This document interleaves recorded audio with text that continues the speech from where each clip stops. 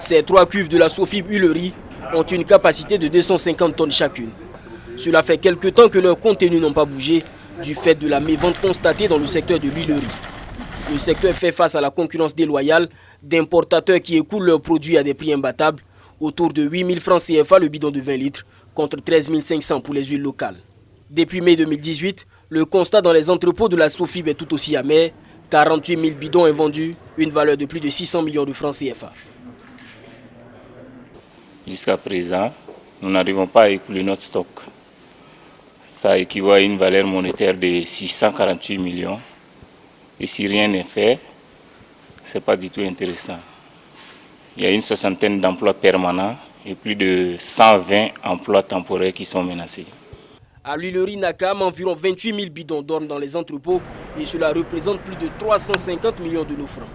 Des promesses avaient été faites à ces huiliers afin de leur permettre d'écouler leur production.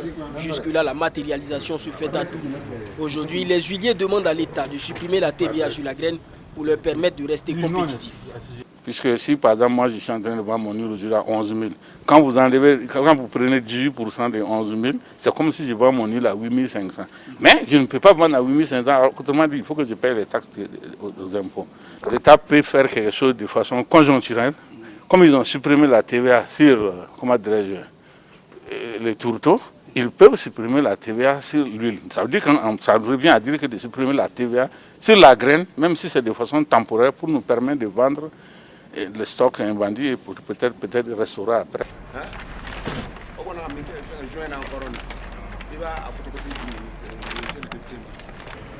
Cette huilerie est l'une des dernières nées du secteur.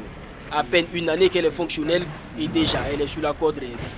Ces machines sont aux arrêts et ces entrepôts sont pleins de bidons invendus. Ici, ce sont plus de 60 salariés à temps plein qu'il faut encore bichonner et de nombreux travailleurs saisonniers qui se trouvent dans le creux de la vague.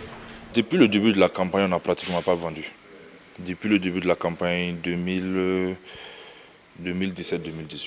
Il y a au moins 60 personnes qui travaillent ici, une soixantaine de personnes qui travaillent de façon directe ici.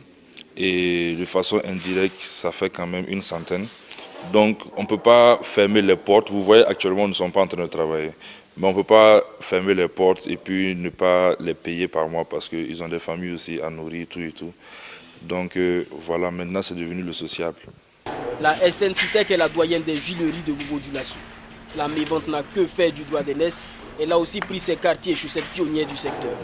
De nombreux bidons ont déjà été empaquetés, prêts à être commercialisés.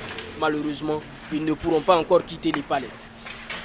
Les travaux, puisque depuis qu'on a commencé le début d'année, on n'a pas pu vendre même pas un seul bidon. Le député Moussa Zerbo est très engagé pour que ce secteur pourvoyeur d'emploi et de devises puisse redécoller.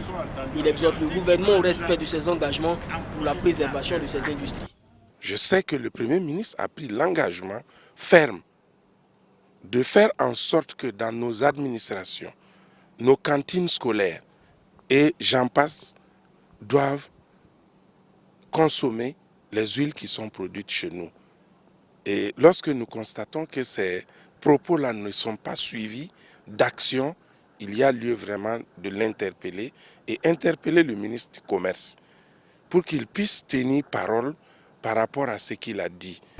Les huileries de Bobo-Dioulasso vont mal, elles agonisent sur le lit de l'incertitude.